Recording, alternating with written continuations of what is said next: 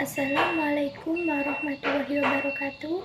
Perkenalkan, nama saya Maira Septianudin Nestira, NIM 204110501071 dari kelas Perbankan Syariah 3. Di sini saya akan menanggapi video dari Bapak Wadud tentang perhitungan pendapatan nasional.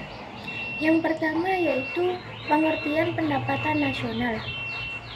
Pendapatan nasional adalah nilai total output akhir suatu negara dari semua barang dan jasa yang diproduksi dalam satu tahun. Yang kedua, konsep pendapatan nasional.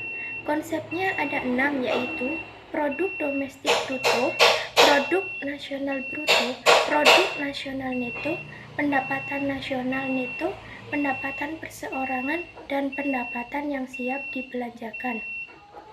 Kemudian produk domestik bruto adalah jumlah produk baik barang maupun jasa yang dihasilkan oleh unit-unit produksi di dalam batas wilayah suatu negara atau domestik selama 1 tahun. GDP memiliki rumus yaitu GDP sama dengan pendapatan masyarakat DN plus pendapatan asing LN.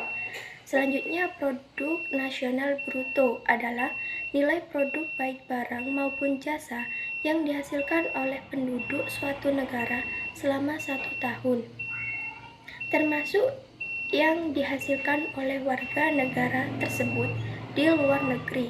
GNP memiliki rumus yaitu GNP sama dengan pendapatan WNI-DN plus pendapatan WNI-LN dikurangi pendapatan asing. Selanjutnya, produk nasional neto adalah produk nasional kotor atau GNP dikurangi penyusutan barang modal. NNP memiliki rumus yaitu NNP sama dengan GNP dikurangi D. Berikutnya, pendapatan nasional neto adalah pendapatan yang dihitung menurut jumlah balas jasa yang diterima oleh masyarakat sebagai pemilik faktor produksi. NNI memiliki rumus yaitu NNI sama dengan NNP dikurangi pajak tidak langsung. Yang berikutnya, pendapatan perseorangan, yaitu jumlah pendapatan yang diterima oleh setiap orang dalam masyarakat termasuk pendapatan yang diperoleh tanpa melakukan kegiatan apapun. PI memiliki rumus yaitu PI sama dengan NNI dikurangi pajak perusahaan dikurangi iuran dikurangi laba ditahan ditambah transfer payment. Berikutnya, pendapatan yang siap dibelanjakan, yaitu pendapatan yang siap untuk dimanfaatkan guna membeli barang dan jasa konsumsi dan selebihnya menjadi tabungan yang disalurkan menjadi investasi. DI memiliki rumus yaitu DI sama dengan PI dikurangi pajak langsung. Kemudian manfaat perhitungan pendapatan nasional ada 9, yaitu 1. Mengetahui tingkat kemakmuran suatu negara. 2. Mengevaluasi kinerja perekonomian dalam skala tertentu. 3. Mengukur perubahan perekonomian suatu negara secara berskala. 4. Memudahkan dalam membandingkan kinerja ekonomi dari setiap sektor. 5. Sebagai indikator kualitas hidup masyarakat di suatu negara. 6. Sebagai indikator perbandingan kinerja antar negara. 7. Sebagai indikator perbandingan kualitas standar hidup suatu negara. 8. Sebagai indikator dan perbandingan tingkat pertumbuhan ekonomi dari waktu ke waktu. Dan yang terakhir sebagai indikator dan perbandingan pertumbuhan ekonomi dan kekayaan dari suatu negara.